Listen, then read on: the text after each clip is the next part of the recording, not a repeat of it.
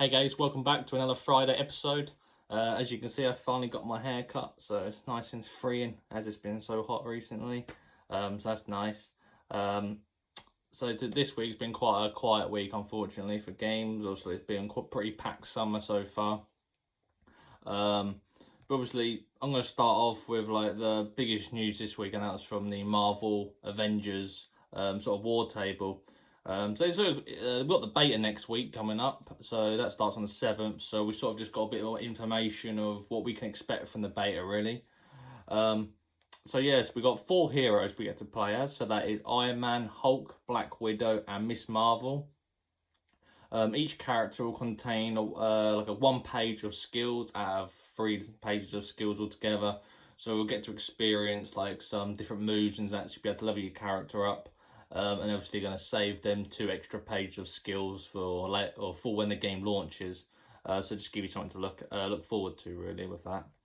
So with the beta, you'll be starting in the prologue, which might be the mission you've seen already. So that's like on the Golden Gate Bridge in San Francisco.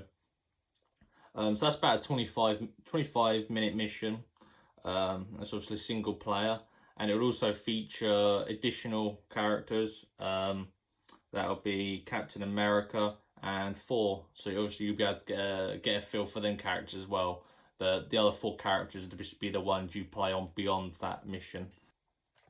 So once completing this mission, you'll actually open the beta up more, and you'll be getting so you'll get the actual Wartable where you can look down. You'll be able to see all the different missions you can do, and you'll be actually open up the co-op experiences. So if you don't want to actually play on your own, be able to play with some extra friends or maybe matchmake with some randoms, you'll get the opportunity to play harm rooms.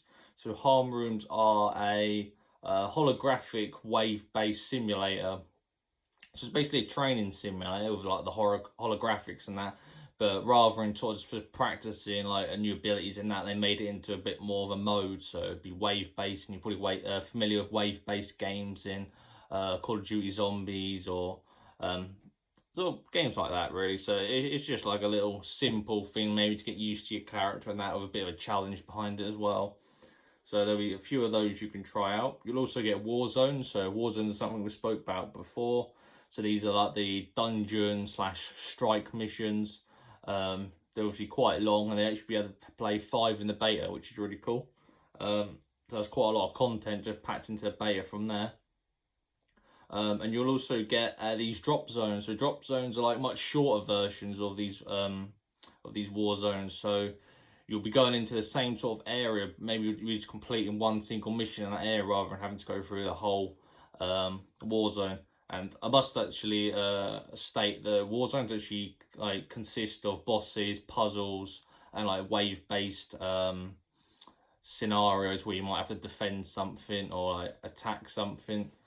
So in these drop zones, it'll just be a much more simplistic version, which you can just jump in, have a couple of games, jump out, rather than spending, half an hour to an hour maybe doing a war zone. So that's really cool. And of course, you'll be able to play all these single player as well. So you'll be able to go into the mission with the 3 other characters, depending on who you choose. And then characters also have the same costumes and skills that you've actually chose for that character. So you can literally customize your whole team to the way they want to play, which is really cool. So obviously the beta starts on August the 7th, which is for PS4. So that's a closed beta. So to get into closed beta, you have to pre-order the game. So you can do this either in a retail shop like Game, or you can do it on Amazon.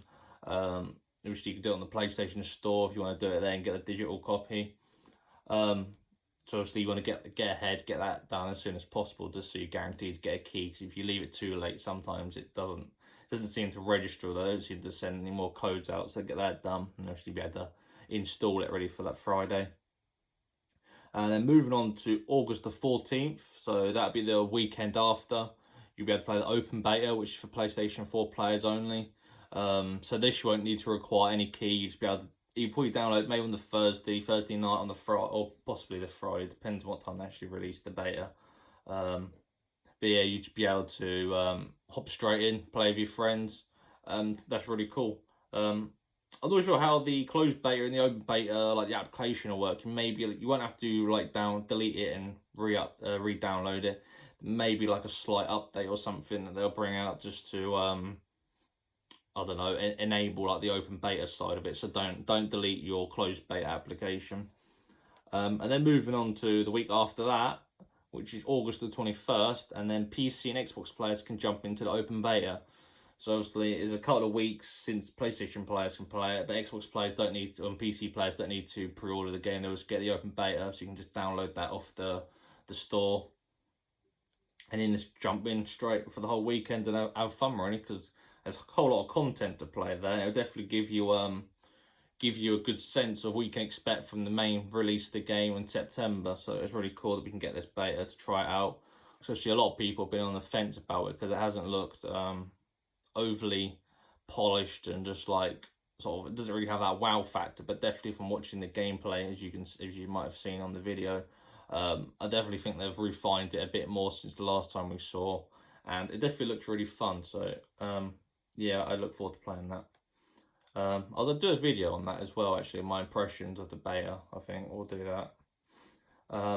And then moving on to our next piece of news, and that is a rumoured state of play on August the 6th. So that's PlayStation's sort of little mini conference.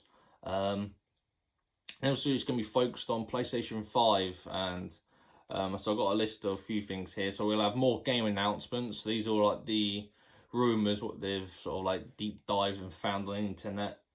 So some of the games could consist of apparently a new Silent Hill, a new Metal Gear Solid, and a Metal Gear Solid remake.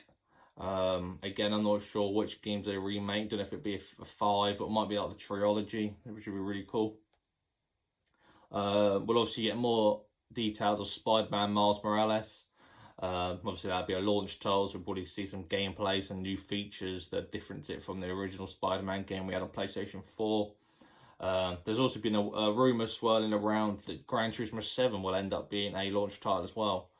There's also a bit of advertising, I think, in Brazil going on, saying that the game could be launching in or on the same day as the PS5. So that'd be interesting to see if they squash them rumours or maybe actually show us a trailer with a date, which would be really good. Obviously, the original trailer didn't have a date. And then moving on to some third-party titles, obviously Call of Duty is still yet to be announced, and maybe that'll be something they show off, because obviously PlayStation Call of Duty, all that partnership where we PlayStation have been getting like extra bits of content here and there. So I think they'll be carrying on, because I think that's still within the contract. And yeah, really, just any other third-party games. Obviously got Marvel Avengers. Maybe we'll see some PS5 gameplay, or we could see some extra features for that. You also got Fortnite. Apparently, it was rumored that the PS5 version of Fortnite will have like PlayStation skins in the game. So I don't know if that's going to be like Kratos or something for PlayStation only players. Obviously, PlayStation has that deal with Epic now, which they actually paid in with $250 million to have this sort of relationship with them. So it'd be cool if, obviously, including that deal was to have these PlayStation characters in Fortnite. So obviously encourage Fortnite players who obviously like love the game so much to buy a PlayStation just to get these extra characters. And yes, we obviously haven't seen any PS5 like software features either yet. So like what the UI will look like, what added features we're gonna have. We'll have some sort of smart delivery system where we get like PS4 games upgraded to PS5 for free. Obviously, a lot of games have said that we are getting that anyway, but obviously a few we still don't know of. We've obviously got things like cloud gaming or streaming. Are we going to have features like that? It's all yet to be known. Obviously, backwards compatibility as well. They've only touched on it slightly. So it'd be cool if we can just see like a rough lineup of games we're going to be able to play and just how they work, really, how snappy, how quick they load up. And also been that rumour as well, the streaming thing, that they have this bit like how Steam does it, where you can have like a 2-hour trial of a game, but you'll be streaming that game. So you get so you have to stream the game and you get like a short demo, so you can try every single game on the store, which would be a great feature.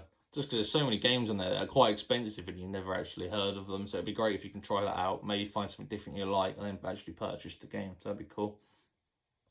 And then obviously most important, the price and console release date.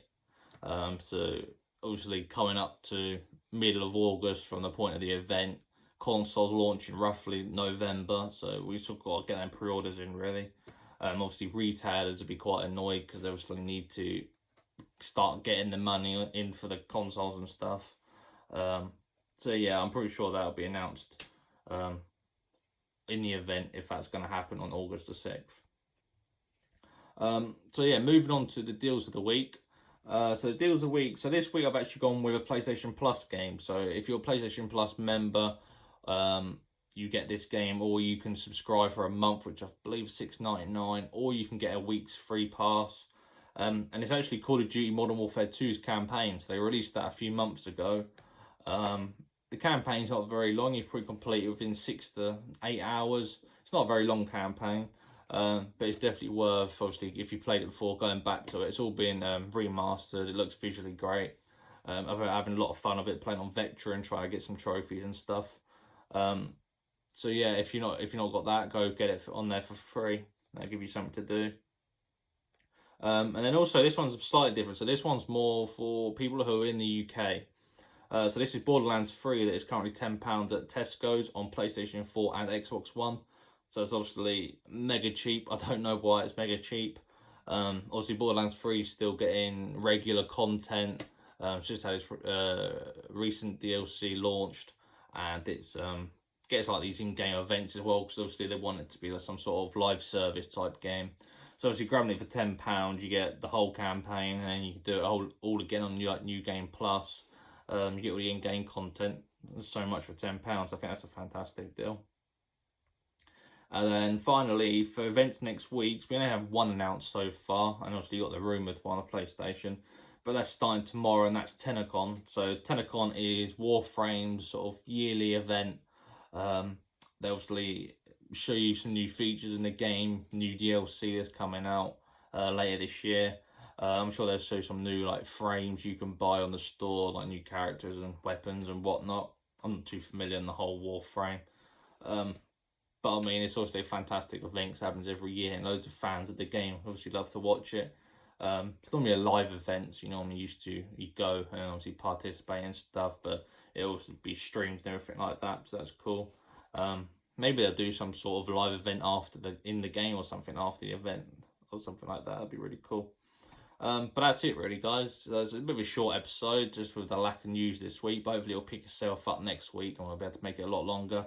I hope everyone has a great weekend, and I'll see you soon.